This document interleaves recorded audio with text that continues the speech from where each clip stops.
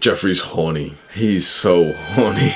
And he's frustrated. He isn't getting any attraction from women. He's so used to this life that he's went deep into the depths of the internet, into these subcultures talking about women and how they only like chads. He's tried online dating, but he doesn't really get many matches. And the matches he does get are either bots or unattractive women. The reason why we don't like Jeffrey is because he takes no responsibility. He complains and he hates on women. He complains about the societal dating standards. And yet he does nothing to improve himself to become more attractive. Jeffrey wouldn't date himself, and yet he expects women to be interested in him.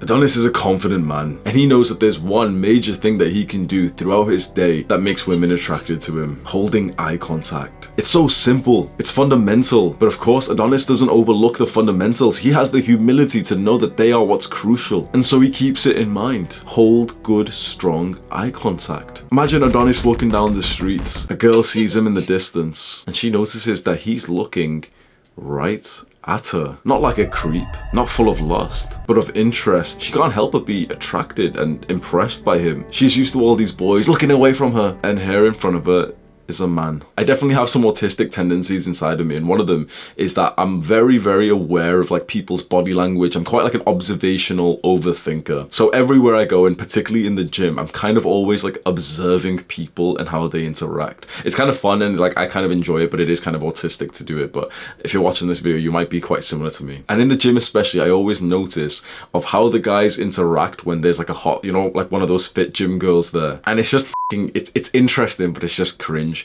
because the overwhelming majority of guys, like, okay, let me set the scene, right? So this girl comes in, she's looking good, she's looking hot, she's got like revealing clothes on, she's squatting or something, and I kind of noticed that the men around her will start to like gravitate more and more towards her, and they'll kind of like look into her direction just to kind of, you know, peek a look and get their testosterone boost. And as soon as she kind of looks back towards them, they'll kind of like pretend that they're just, you know, doing something, just shuffling their clothes or something like this. Or the girl will walk in and they'll start like, you know, tucking their shirt in, like trying to look cool or some shit. It's very infrequent that I actually see a guy who holds eye contact with one of these girls when they don't actually know each other. Of course, there's like guys who kind of know them, so they'll come in for a chat and that's okay. But it's very rare that there's like a guy who's just seen her for the first time and actually feels like he's on the same level as her and holding her eye contact. Put this in her perspective. Let's say you want that girl. Think about how that's going to make her feel. She's so used to guys like shuffling around her, not making eye contact, you know, pretending they were looking at something else. And here some random guys just come in and looked at her as if they're equals, or as if he can even like challenge her to almost like autistic as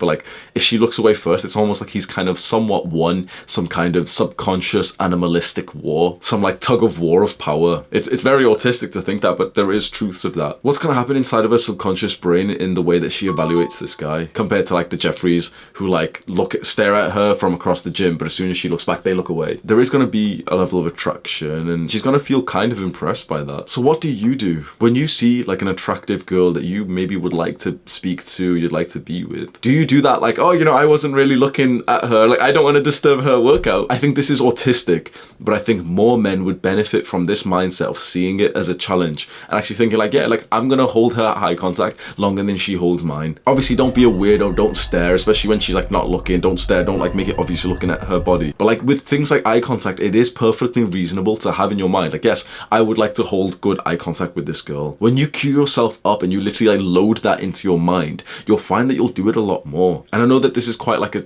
spurgy topic to talk about, but you know how it feels when you don't make good eye contact with a girl. Like you feel kind of embarrassed by yourself, you feel kind of weak. And then think about the times where you make good eye contact with a girl or even a guy. You feel like connected to them, you feel strong, you feel powerful. It's like you start feeling confident, and it's like your mind starts registering like, yeah, like I am a pretty good guy, I have been doing like pretty good work, I'm becoming more confident. It's such a simple thing that leads to such a big difference in how your day goes. Most guys can't even hold eye contact with her. This actually reminds me of the first time that I saw my now friend. His name's Scott. Me and him have got along very, very well. He started like this Instagram challenge that I went on, and like we've been able to collaborate. And the first time that I actually saw him in the gym, I thought he was like a total fucking chad. He's got tattoos, he looks badass, he's like long hair in like a man bun thing, athletic, good hairline, attractive face and everything. And so when I first joined the gym, I was way more of an autist because I didn't have any friends. And so I saw him and I was like, you know, oh, there's Chad, like I'm gonna observe what Chad does. And it was so fucking interesting to see that I had seen guys, you know, like shuffle away from the girls. I'd seen guys like run up to the gym girls and like, you know, do their workout, help them with the plates. I've literally seen that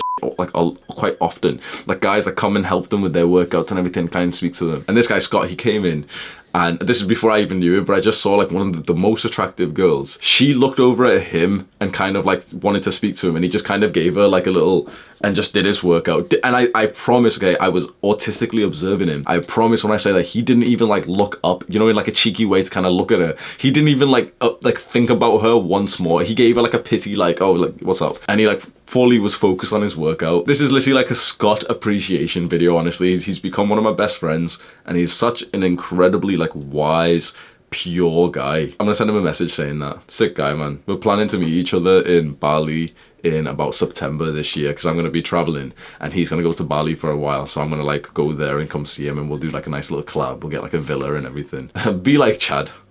Scroll down right now and click on the share button underneath this video. Send the link over to a friend who you know has got pretty bad eye contact. Do the hard work, especially when you don't feel like it. Mwah.